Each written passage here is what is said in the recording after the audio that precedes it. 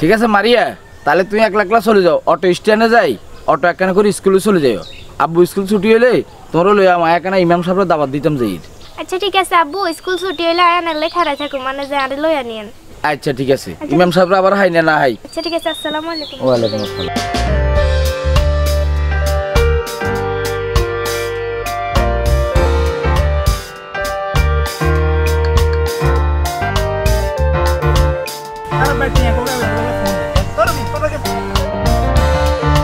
ওরে জিশান মিয়া নি। হ ভাই, কি অবস্থা, ভালো আছেন নি? আছি আলহামদুলিল্লাহ ভালো আছি। কোনায় জোর কানা ইয়া যাই ওই দোকানের মধ্যে যাইস। আচ্ছা তুই আর টেগুন দাও না কা ভাই টিয়া দুমু আগে টিয়া কোনা যাই নি, আর আই এলাকা হয় না, সবসময় তো আসি মারে আসি। তুই হইতে সময় খালি ডেট দ, তোর কথা তো ঠিক নেই। শরম দিয়ে না টিয়া তো আমরা দিয়ে লাইতাম, ফ্যাঁস খাই গেল, আমরা টিয়ার ব্যবস্থা করছি দিয়ে রাম। এ পর্যন্ত তুই আরো কত ডেট দিছ, কতবার দিবে কইছ, ওয়াদা দিছ, কই কিছ তুই কি টিয়া দিছ নি? আপনার টিয়া দিবার লাই আপনার দোয়ানের গাড়ে না হাই লাশ আপনার বাইরে যাবো, বাইরে যাবার হতে আল্লাহ দেখা করলে একটা লোকের লোক, এ লোক আরে অনুরোধ করলো, ভাই ভাই ভাই আর ছেলের অবস্থা খারাপ, ভাই হাসপাতালে নিতে হবো, পকেটে একও নাই, প্লিজ ভাই আপনার আরে যে বাবু কোকাটিয়া ব্যবস্থা করে দিন, হালাত দিন ভাই, 2 দিনে দিয়ে দিব। এ কথা কই হ্যাঁ আর কাছ থেকে টিয়াটা লয়ে গেলো, তো আমি টিয়াটা দিয়ে দিলাম, কিরে হলা যেহেতু অসুখ হাতার হলার, হ্যাঁ না দিয়ে হারি না। এখন এই হালার বেটা 2 দিনে দিব কই, এই টিয়াটা দিতেছে না, শহরে আমার সামনে আয় নেই। আচ্ছা কথা দিলাম ভাই, এই ওয়াদা আরেকবার লাশ করলাম, আমরা কথা দিলাম আপনার টিয়াটা আদি দেবো। তুই আর কত বয়ান দিবে, আর কত মিথ্যা কথা কইবা, তুই এই কাল দিবে, আইজ দিবে, হরু দিবে, আর কত ডেট দিবে সাই তুই কো। শরম দিয়ে না, সর্বশেষ আমরা ওয়াদা করলাম, সর্বশেষ আপনার কথা দিলাম, আপনার টিয়াটা আগামী 2-3 দিনের মধ্যে আমি দিয়ে এলাম। আপনার ফোন দন লাগতো না, আপনার কাছে আন লাগতো না, আমি আপনার টাকাটা আপনার বাড়ির যাই দিয়ে দেবো। আচ্ছা তুই যেভাবে আর টিয়া এখন দিতে হইব কো দিয়ে তোর। আচ্ছা ইয়ে করছে ইমাম সাহেবরা দেখছুন না? আল্লাহ ইমাম সাহেব দেখো আনো। আচ্ছা ইমাম সাহেব তো যদি লাখ হতো আর কথা কই বল, কাদের মেয়ে টোকাইছি। আচ্ছা কই দেবো তো, ঠিক আছে ভাই, বাজারে কোথাও কাম আছে, হ্যাঁ যাই তাইলে। হ্যাঁ আচ্ছা ঠিক আছে, আল্লাহ আসসালামু আলাইকুম। ওয়ালাইকুম আসসালাম, ভালো থাকিস। কুকা খাইব হাতে কত রংবাজি কথা কর।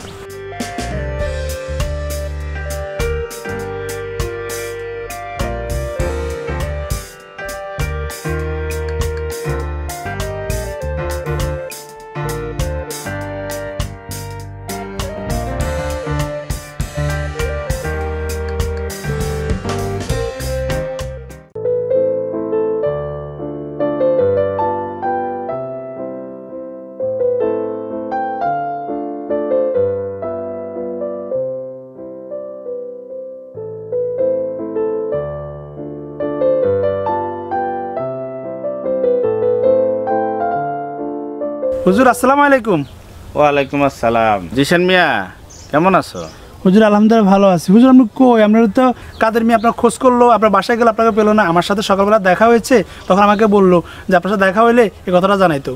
আমি ওই যে ফজরের নামাজ পড়ি গঞ্জে একটা কাজ ছিল, এই কাজ সমাধান করতে গেছি।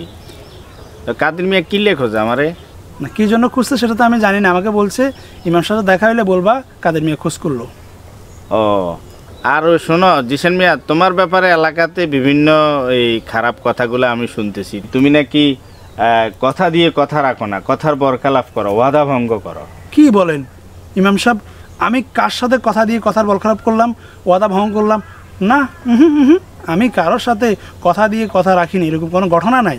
আমি এমন এক ব্যক্তি যে কথা দিই, কথার মূল্যায়ন আছে আমার। না আমি তো বিভিন্ন লোকের মারফত শুনছি, আর আমি প্রমাণও পাইছি তুমি কথা দিয়ে কথা রাখো না। শোনো জিশান মিয়া, কথা দিয়ে কথা না রাখা যে কত মারাত্মক গুনাহ জানো? কথা দিয়ে কথা না রাখলে এটা মুনাফিকের আচরণ হয়, এবং পবিত্র কোরআনে আল্লাহ পাক বলেছেন বিসমিল্লাহির রহমানির রহিম, ইন্নাল মুনাফিকিনা ফিদ দারিকিল আসফালি মিনান নার।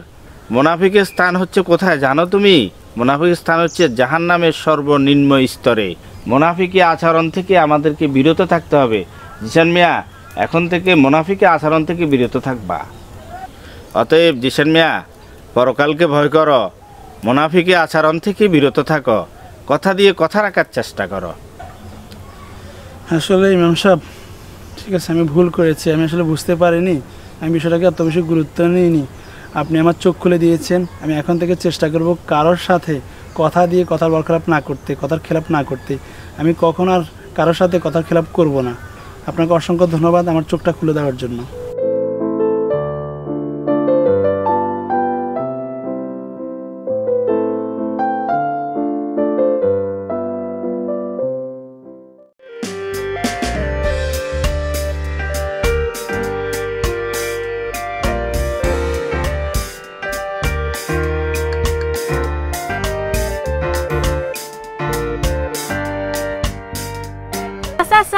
আলাইকুম।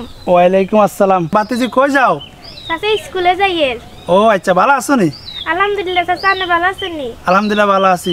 মন দিয়ে কিন্তু লেখাপড়া করবা, কেমন? চাচা আপনার দাবাত রয়েছে। কি দাবাত রে মা? আর মা স্বপ্ন দেখছি ইমাম সাহেবের ডাল ভাত সারিকা খাওয়াবো। ও আচ্ছা আচ্ছা, তোর আব্বালা দেখ কইছে, তোর আব্বা তো আর কিছু কন আরে না, ইমাম সাহেবের খোঁজ খবর লইছিল।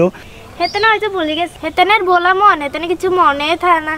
ও আচ্ছা ঠিক আছে মা, তোর দাওয়াত কবুল করলাম। চাচা অবশ্যই দাওয়াতে আসুম কেন? আচ্ছা ঠিক আছে, আসসালামু আলাইকুম। কাকা মনে করে কিন্তু খাইবেন। আচ্ছা, মন দিয়ে কিন্তু লেখাপড়া করবা, কেমন? আচ্ছা।